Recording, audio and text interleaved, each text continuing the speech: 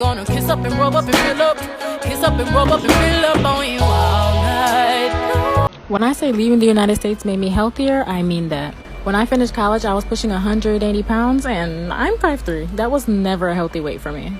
When I left the United States, I started eating better and I started going outside, breathing fresh air, and doing things that we should be doing anyway. The quality of food was so much higher that I wasn't even on any diets or anything, and the weight was still coming off. I started feeling better, I had more energy, and my quality of life just improved. In the States, we're so focused on having the biggest portion size and the smallest check, okay? But that's not what food and eating should be about. Now I focus on things that taste good and benefit me and my body. I also spend a lot more time eating with other people because of that communal experience. People not eating in their cars abroad, sis. I'm in the best shape of my life and I ain't missing no meals, okay? Period.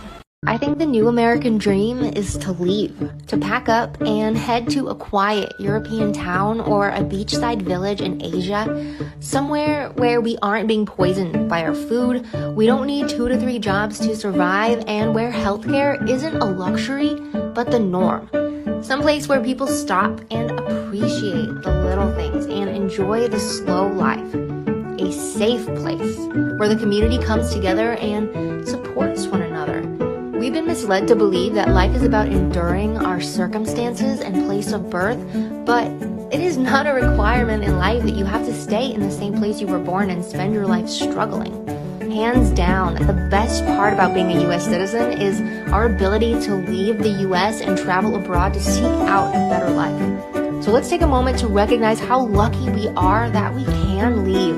Let's focus on getting remote jobs or building online businesses, grab our passports, and take advantage of the fact that because of the internet, we have the ability to earn US level income from anywhere in the world. The fact is, the old American dream just simply does not serve us anymore.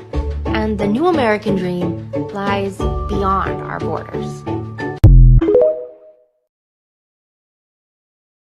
If you're an American and thinking about leaving the US just like I did, listen up. There are so many reasons why I decided to leave the US and why I will never move back. Starters, the food in the US is pumped full of preservatives and antibiotics. US allows chemicals and other substances that are banned in other countries in their food. Since leaving the US, I'm able to eat organic food straight from farmers markets for a reasonable price. Leads me to reason number 2. It's extremely expensive living in the US. With inflation and rising house prices, I honestly don't see it getting any better. Number 3, safety, more so gun control in the US is a complete joke. The US is the #1 country in the world with the most mass shootings. However, since living in Bali, I don't fear being shot when merely walking outside my door. Someone who worked for corporate America for 15 years, work-life balance in the US does not exist. The culture in America is extremely toxic. Companies want you to burn out slaving for them. I believe the new American dream is to leave. I know you're tired of loving with nobody to love.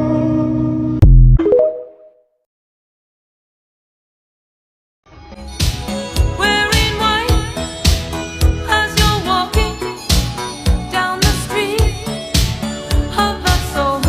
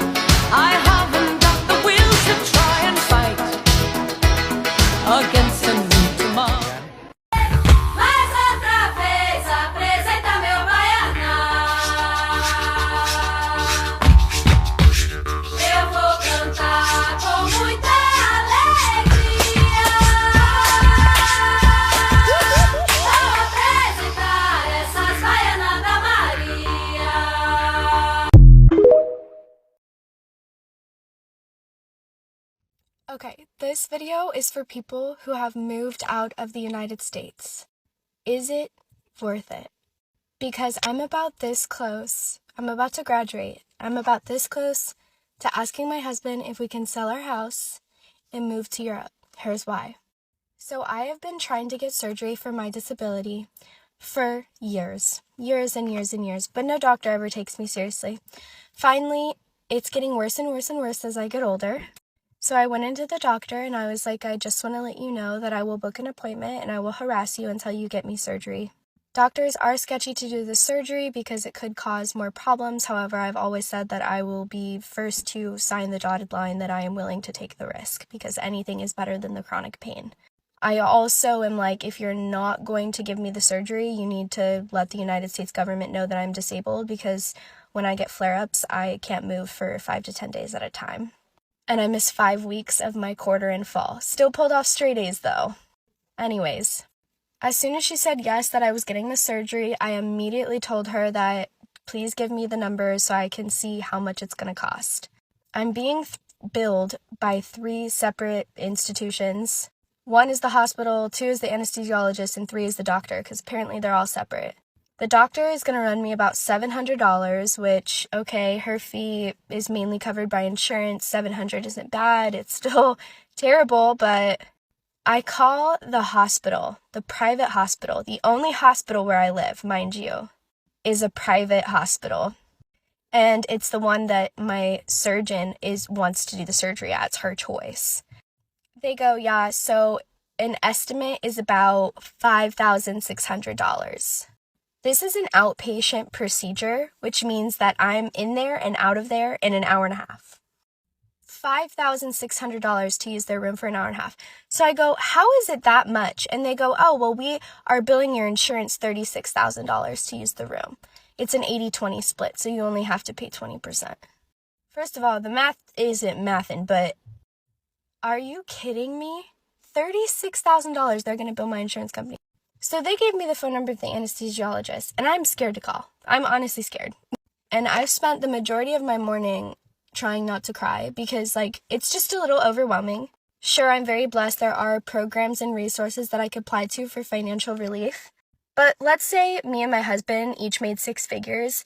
You're telling me you're charging people $36,000 to use a room for an hour and 15 minutes? For an outpatient procedure? What if my procedure caused me to stay in the hospital for 7 days? Anyways, I want to leave America. I hate it here. Let me know if I should, honestly. Americans are leaving the United States en masse. 2022, more Americans left the United States than in the prior 5 years combined. Adults over the age of 45 represent the largest portion of those fed up with the United States and moving elsewhere. Many blame the rising costs of living, taxes, as well as politics. One retiree commented, I think that people are beginning to wonder if the United States is as great a place as they always thought it was. In fact, politics are pushing Americans on both sides of the aisle to pack their bag. The 2021 election of Biden and COVID-19 pandemic all significantly drove up clicks to Where Can I Live? A consulting business for people who need help with the logistics of moving to another country. Where are people leaving to? Well, Portugal, Uruguay, Costa Rica, and Dubai are a few popular destinations. I think one thing to keep in mind here is the quality of living. A lot of people are moving to other countries expecting the same amenities that we have here in the United States.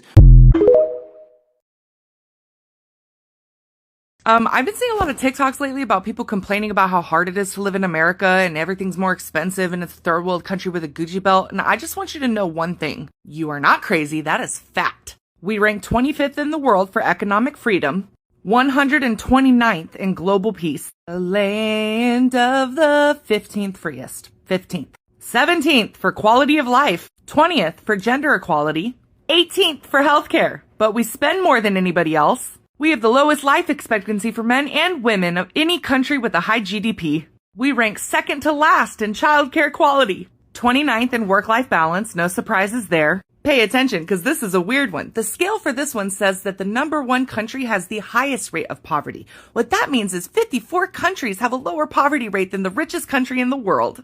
We do, however, rank number 1 in a few places. We are absolutely killing the game in the cost of college. Number 1, baby! Scotland tried, but we do have the highest rate of overdoses. And you can always rest assured that you live in the richest country in the world, except that the richest 10% own 70% of the wealth and the bottom half are fighting over 2.5% of it. What I'm trying to say is if you feel like you're struggling just to survive right now and this seems like a bunch of bullshit, it's because it is a struggle to survive right now and it is a bunch of bullshit. Gonna kiss up and rub up and fill up. Kiss up and rub up and fill up on you.